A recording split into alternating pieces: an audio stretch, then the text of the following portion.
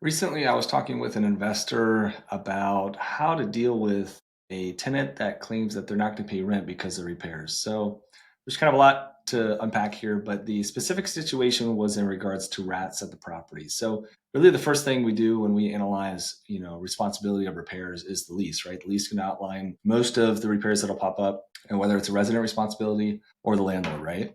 And the Florida statute for the tenant landlord law is going to state that a landlord needs to make an attempt or make the repair within a 7 day sort of window. And so if a resident, if it's already after, let's say rent's due on the first and it's like the sixth or the seventh, and the residents make some sort of maintenance request and claiming that they're not going to pay the rent, well, that happened after the rent was sort of due already. So that would be one thing, is to analyze the actual time frame of that. But besides that, it's really important to address the repairs of the resident, right? You want to make sure that the resident stays happy, that they pay on time, that they intend to renew the lease. Maintenance is one of the biggest pieces of things that we deal with that impacts cash flow on the property, right? You want to make sure you're repairing it properly so the resident stays in there. Obviously, there's a cost to it. And so if the repair that they're requesting is the responsibility of the tenant, then of course, you just got to let them know that, hey, this is why it's your responsibility. But sometimes the tenants are going to sort of reference the Florida statute 7 day period, and that's what they're referring to is starting to address it. Now, that doesn't necessarily mean that the repair has to be completed in 7 days, and you have to sort of diagnose the urgency of it, right?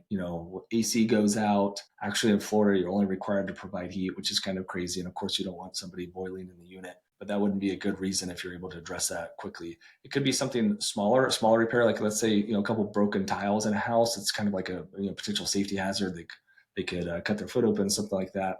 It also depends on material availability and vendor availability. So I think a lot of this just comes down to communication and sort of diffusing the situation so that the resident still trusts your process. They're probably going to rely on past experience working with you if you're fast to fix maintenance. But if it's always like they're having to pull teeth to get the owner or the management company to make repairs, then they're just going to be more frustrated before they even submit the maintenance request as soon as something happens, and they're already sort of on this defensive mode. So there's a lot of things you can do throughout the management process to make sure you're trying to just have your residents have a good experience.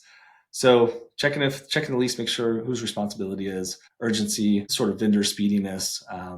Is going to be a couple things that are important. There are a couple situations where, like the rat thing, for example, this investor had been addressing the issue. They had to hire two different companies. The first one sort of didn't work out, and it could get delayed over a month or two. By the time you hire somebody, you get some quotes. Of course, dealing with pests, specifically rats or roaches, can be kind of expensive, so there may be a financial delay. But again, none of this is to prevent the resident from paying rent if you're actively addressing the issue. And so one thing, and mold will come up sometimes too, right? So in a bathroom, if there's no air vent, there could be mold. There could be something AC related.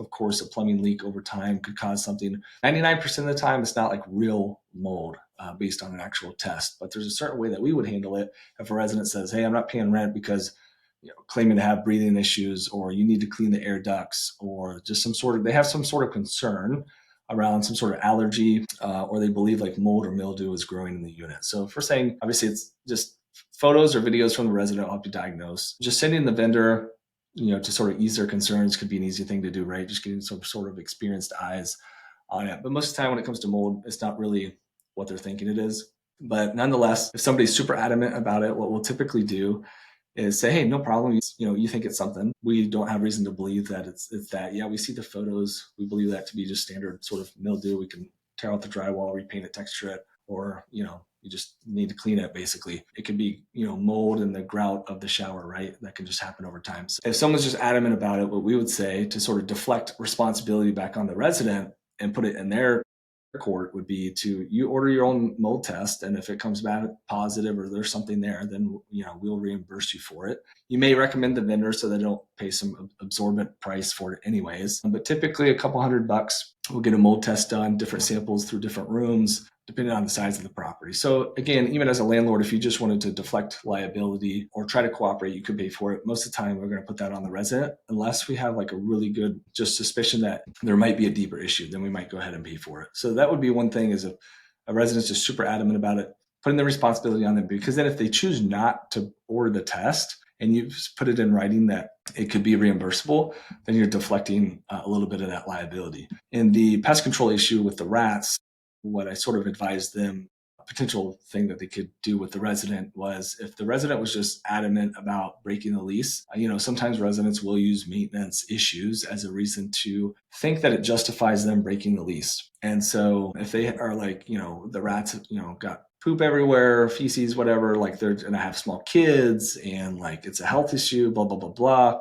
Another thing that we've done in the past, depending on the owner, depending on the circumstance, is offer the resident to break the lease. It may or may not be. Usually when a resident chooses to break a lease, there's a penalty in the lease. But again, depending on the situation and to deflect liability or sort of the responsibility back onto the resident, hey, no worries. We understand this is an issue. We understand, it's taking a little bit longer than we thought. We are actively working on it. So, rent's still due because we are still making follow-up processes for the exclusion and the control of the rats. But if you deem it necessary, you can go ahead and break your lease without penalty. Now, most of the time, the resident's not going to do that, and they may not want to move. They may just be trying to sort of strong arm and negotiate. But again, between in this mold example, the mold test, in this example, letting them have an option to break the lease by them not leaving or not exercising that, again, it puts the responsibility back on them to not try to come after you later at some point, trying to sue you or something based on health issues or something that they're claiming in regards to the rats. So I just wanted to point out some of those two specific things, the mold and sort of pest control stuff that we've seen. It was something more recent that we're advising an investor that self-manages on sort of how we would handle it. The other thing is documentation, right? So if you can prove through your maintenance coordination software, stuff that we use, being able to tell like when did the work order come in, obviously the resident needs to put maintenance requests in writing, not just call it in. So they need to use the right method of reporting maintenance that's outlined in the lease. But that way, we have obviously the time to get the work order, how quickly it got assigned, how quickly the vendor accepted it. So all of that stuff goes to just the documentation of everything, the photos, the videos that the tenant submits, sort of the information that they provide as well to give you clarity on everything that's going on. But again, for documentation purposes, to show that you have systems and processes in place for that sort of stuff. There could be things too that might be a landlord responsibility, but it could be something fairly easy for the resident to try to diagnose while on site as well. So you may even have the resident go through some troubleshooting steps there as well to try to help you solidify what the repair may be, or really the solution to the repair that they're looking for. And again, at the end of the day, especially in our market right now, you want to keep residents in the properties and happy because there is some rents that are softening. So sometimes it's just a professional, sometimes it's just a professional sort of judgment call on, going out of your way to make things right, even if it's not necessarily your responsibility as the landlord. You have to, it's still a people business, right? So like people are renting your properties. There's been times where, okay, hey, we think that maybe it took a little bit long for the vendor to get there or do it or whatever. Here's an extra $50, towards your rent credit towards next month's rent. So there's some small things that you can do that, really the residents just want to feel like they've been heard and have maintenance dealt with in a timely manner. So communicating the proper expectation of timelines for the type of repair and the urgency goes a long way. But if $100, makes a tenant happy for an extra week for you to get what you need done and they stay there, that's a pretty small thing to consider, right? So sometimes you just have to use a judgment call on, just being able to try to smooth out the situation as easy as you can, or situations where, you have to tear up flooring or drywall if it's a water related issue. One common thing would be like the fridge goes out or electric issue causes the food to go stale in the fridge. Are you required for replacing that food? Not really. Could it be a nice gesture to give them $100, Publix gift card? That could go a long way in the resident satisfaction and then wanting to renew and stuff like that. So we kind of, take a look at that stuff too and the whole sort of scenario to see how can we keep them happy and have different controls in place to make sure that we're addressing things in a timely manner. Thought we would talk through that today a little bit of when, residents will often sort of try to negotiate the repairs as a way not to pay rent. And most of the time, they're not doing it in the right way or abiding by the right rules, or they're just uneducated in what the Florida statute says as far as, that 7-day timeline. So just wanted to give you guys some perspective and hopefully it gives you a little bit of clarity. And if you run into that issue, you can just be a little bit more educated on how to deal with the residents and, the rights that they do have, but then you as a landlord or property management company how are you able to sort of stay within the line and keep yourself out of hot water?